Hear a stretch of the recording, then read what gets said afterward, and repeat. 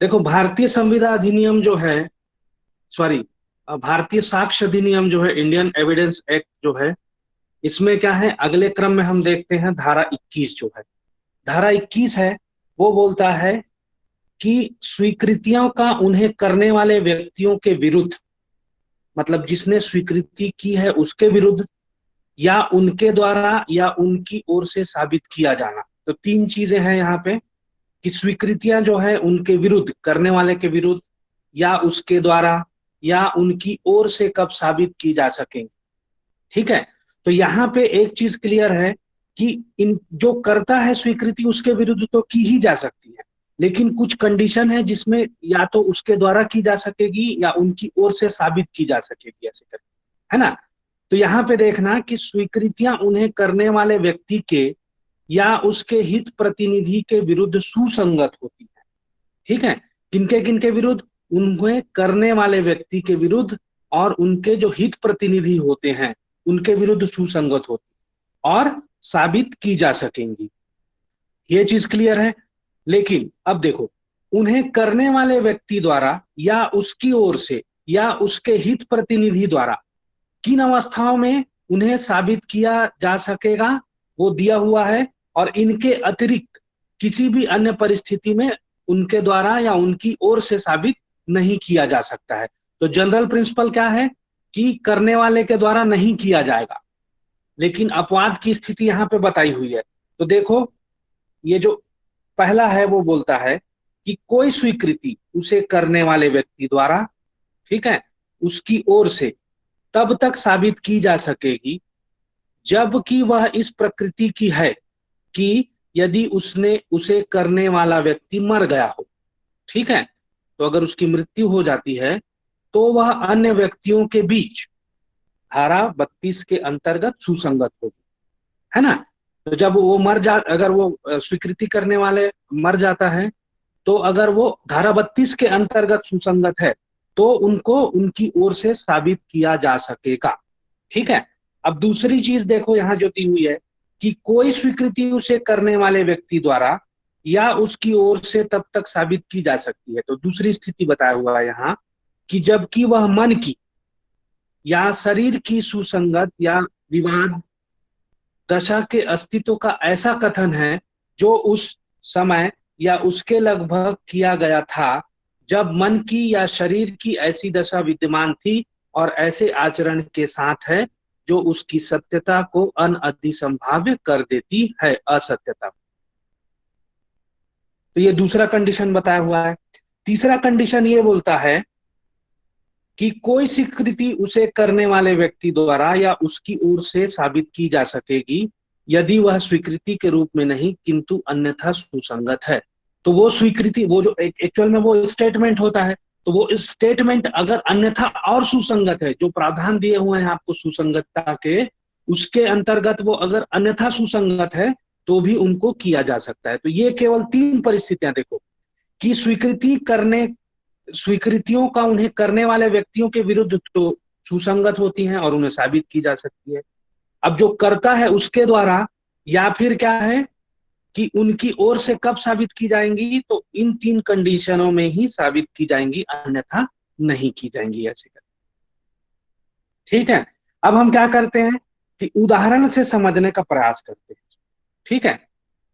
तो देखो यहाँ जो दृष्टांत दिया हुआ है धारा 21 के संदर्भ में, पहला जो है कि क और ख के बीच प्रश्न यह है कि अमुक विलेय कूट रचित है या नहीं है। ठीक है, ये विवादक तथ्य हो गया कि कूट रचित है। तो अ प्रतिज्ञात करता है कि वह असली है और ख प्रतिज्ञात करता है कि वह कूट रचित है। ठीक है। ए क्या करता है, ए जो है वो क्या करता है कि वो बोलता है वो असली है और बी क्या बोलता है वो कूट रचित है, ऐसे करके। तो यहाँ पे इनकी स्वीकृतियां हो गई ना।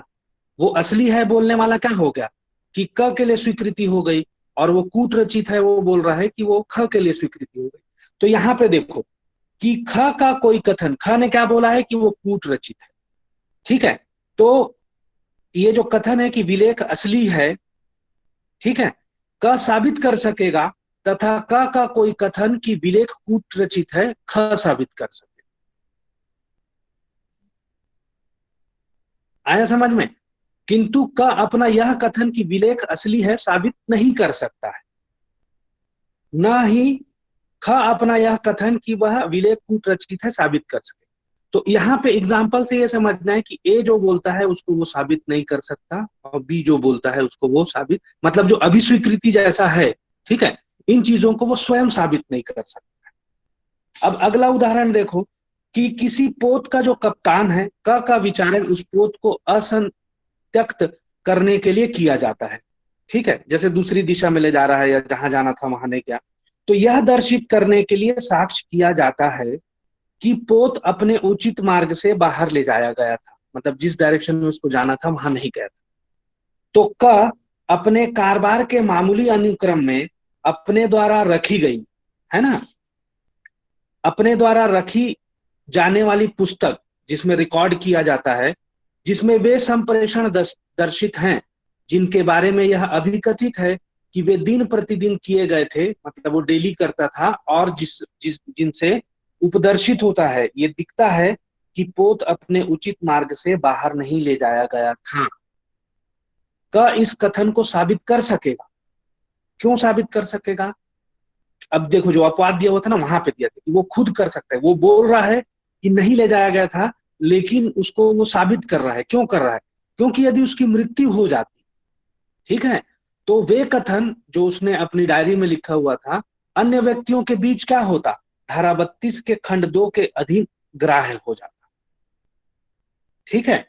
अब उसके बाद अगला उदाहरण जो है वो ये बोलता है कि क अपने द्वारा कलकत्ता में किए गए अपराध का अभियुक्त है, तो वह अपने द्वारा लिखित और उस दिन लाहौर में दिनांकित और उस दिन का लाहौर का डाक चिन्ह धारण करने वाला कोई प्रपत्र जो है उसको पेश कर सकता है कि मैं वहां था, तो उसको वो प्रूफ कर सकता है, ठीक है। तो ये चीजें हैं।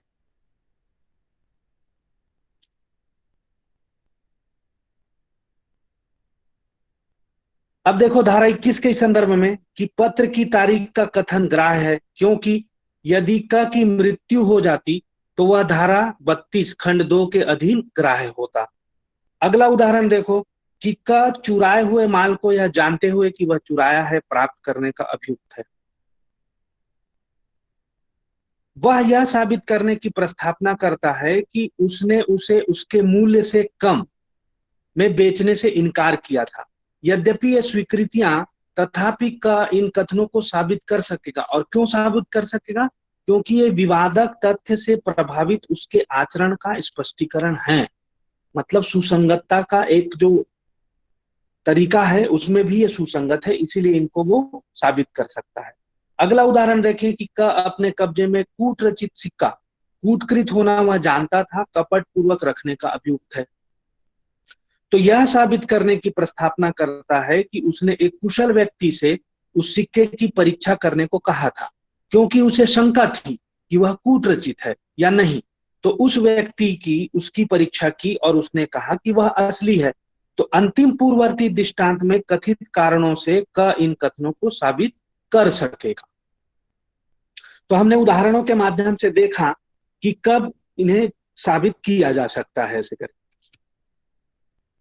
अब देखिए धारा 22 जो है वो बताता है कि दस्तावेजों की अंतर्वस्तु के बारे में मौखिक स्वीकृतियां कब सुसंगत हो, ठीक है। तो दस्तावेजी सामान्य नियम क्या है कि दस्तावेजी साक्ष्य की जो अंतर्वस्तु है, ठीक है, तो यहाँ पे मौखिक स्वीकृतियां कब सुसंगत होंगी उसके संदर्भ में, तो देखेंगे कि किसी दस्तावेज की अंतर्वस्तु के बारे में मौखिक स्वीकृतियां तब तक सुसंगत नहीं होती है, ठीक है, जब तक उन्हें साबित करने की प्रस्तावना करने वाला पक्षकार यह दर्शित न कर दे, यह न दिखा दे कि दस्तावेज की अंतर्वस्तु का द्वितीयक साक्ष्य देने का वह एतस्मिन पश्चात दिए गए नियमों के अधीन हकदार है, ठीक है।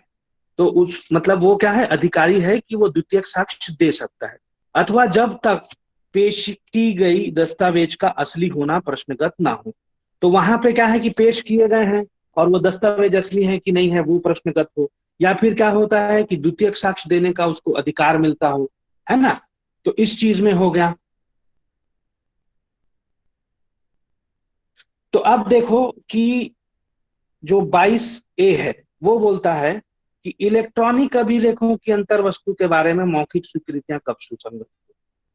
तो इलेक्ट्रॉनिक अभिलेखों की अंतर वस्तु के बारे में मौखिक स्वीकृतियां तब तक सुसंगत नहीं होंगी यदि वे पेश की गई इलेक्ट्रॉनिक अभिलेख की असलियत प्रश्नगत ना हो।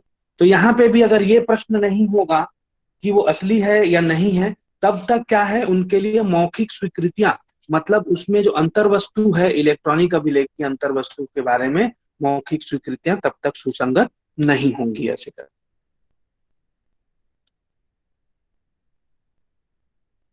ठीक है। अब इसी क्रम में ये देखो कि धारा 23 जो है वो बोलता है कि सिविल मामलों में स्वीकृतियां कब सुसंगत होती है।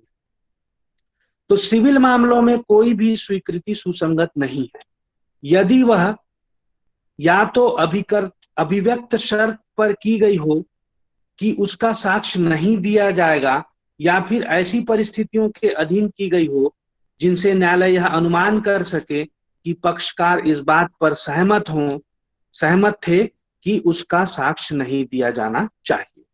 ठीक है। तो यहाँ पे ये बताया गया है आपको धारा 23। अब स्पष्टीकरण है कि इस धारा की कोई भी बात किसी बैरिस्टर, प्लीडर, अटॉर्नी, वकील को ऐसी बात का साक्ष्य देने से छूट देने वाली नहीं समझी जाएगी जिसका साक्ष्य देने के लिए धारा 126 के अधीन उसे विवश किया जा सकता है।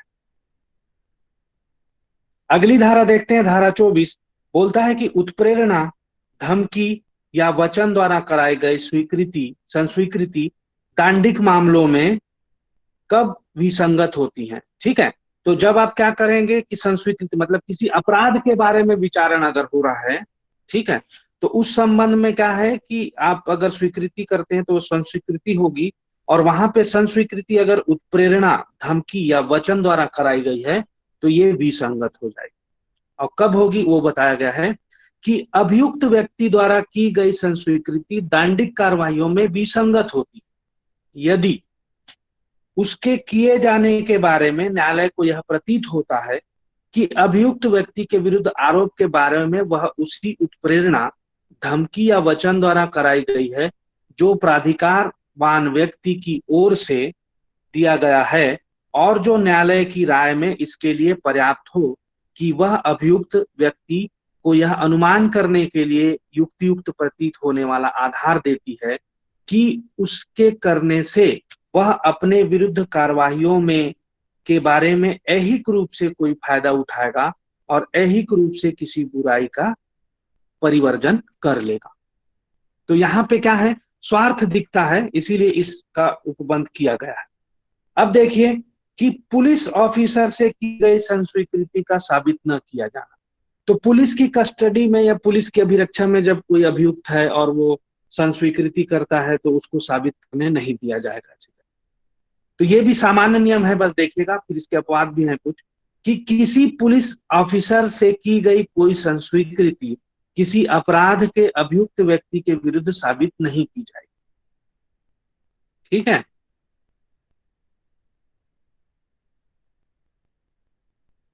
तो यहां देखिए अगली धारा जो है वो 26 ये बोलती है कि पुलिस की अभिरक्षा में होते हुए अभियुक्त द्वारा की गई संस्वीकृति का उसके विरुद्ध साबित न किया जाए।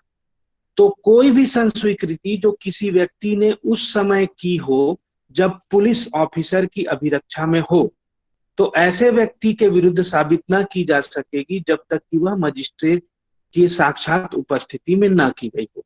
तो यहाँ पे मजिस्ट्रेट की उपस्थिति में संस्वीकृति देना जो है वो आवश्यक है, तभी उनको क्या किया जाएगा, साबित किया जा सकेगा। और स्पष्टीकरण दिया हुआ है कि इस धारा में मजिस्ट्रेट के अंतर्गत फोर्ट सेंट जॉर्ज की प्रेसिडेंसी में या अन्यत्र मजिस्ट्रेट के कृत्य निर्वहन करने वाला ग्रामीण नहीं आता है जब तक कि वह ग्रामीण कोड ऑफ क्रिमिनल प्रोसीजर 1882 के अधीन मजिस्ट्रेट को शक्तियों का प्रयोग करने वाला मजिस्ट्रेट न हो, तो ये इंक्लूड नहीं होगा। अब उसके बाद देखिए आप धारा 27 जो है वो बोलता है कि अभियुक्त से प्राप्त जानकारी में कितनी साबित की जा सकेगी।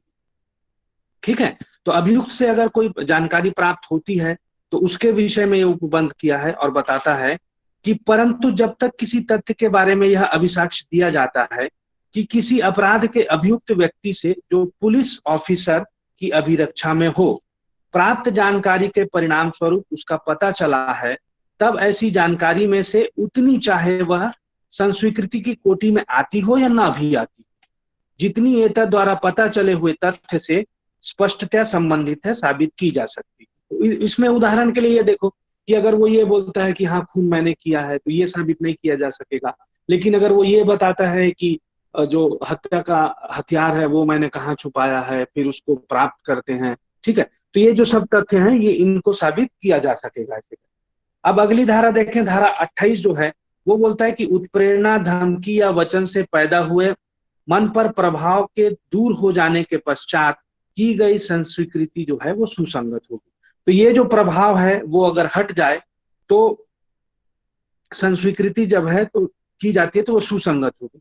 यदि ऐसी कोई संस्वीकृति जैसी धारा 24 में निर्दिष्ट है, न्यायालय की राय में उसके मन पर प्रभाव के जो ऐसी किसी उत्प्रेरणा, धमकी, वचन से कारित हुआ था, अगर पूर्णतः दूर हो जाने के पश्चात की जाती है, अगर उसको किसी का डर है वो डर हटा दिया जाता है, ठीक है, और उसके मन से वो प्रभाव हटा दिया जाता है, तो उसके बाद अगर वो संस्वीकृति करता है तो वो सुसंगत होगा। अगली धारा है धारा 29, बोलता है कि अन्यथा सुसंगत संस्वीकृति को गुप्त रखने के वचन आदि के कारण विसंगत न हो जाना, ठीक है।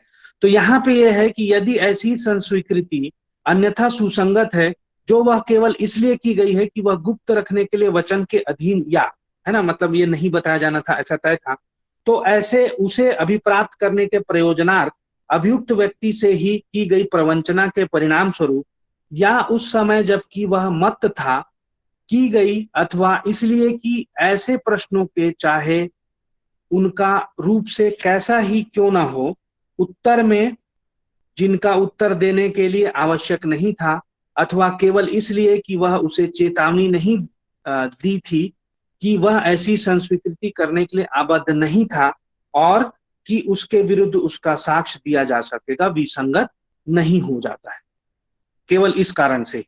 अब उसके बाद देखें धारा 30 जो है वो बोलता है कि साबित संस्वीकृति को जो उसके करने वाले व्यक्ति तथा एक ही अपराध के लिए संयुक्त रूप से विचारित अन्य को प्रभावित करती है, विचार में लेना, ठीक है।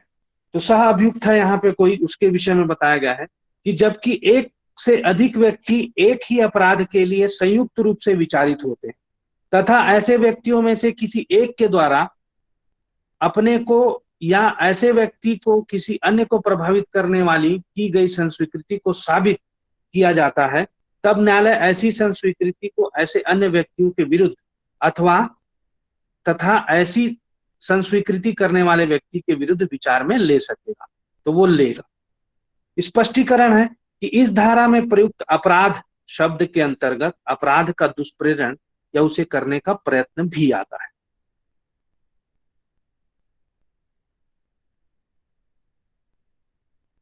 अब देखें, दृष्टांत है कि क और ख को ग की हत्या के लिए संयुक्ततः विचारित किया जाता है। तो यहाँ पे सह अपराधी हैं, मतलब सह अभियुक्त हैं ये दोनों, क और ख। तो यह साबित किया जाता है कि क ने कहा कि ख और मैंने ग की हत्या की है, ख के विरुद्ध इन संस्वीकृति के प्रभाव पर न्यायालय विचार कर सकता है। और अगला उदाहरण है कि ग की हत्या करने के लिए क का विचारण हो रहा है, यह दर्शित करने के लिए साक्ष्य कि ग की हत्या क और ख द्वारा की गई थी, और यह कि ख ने कहा कि क और मैंने ग की हत्या की है, न्यायालय इस कथन को क के विरुद्ध विचारार्थ नहीं ले सकेगा। क्यों नहीं ले सकेगा? क्योंकि ख संयुक्ततः विचारित नहीं हो रहा है। तो संयुक्ततः विचारित होना आवश्यक है।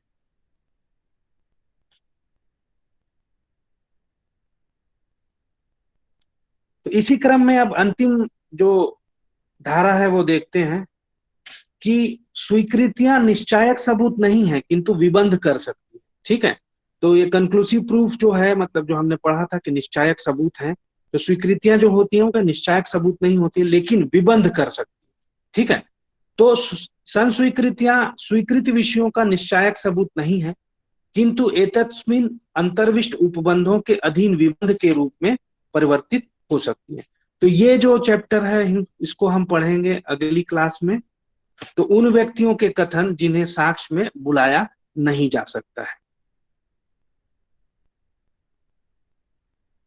ठीक है हेमंत सर।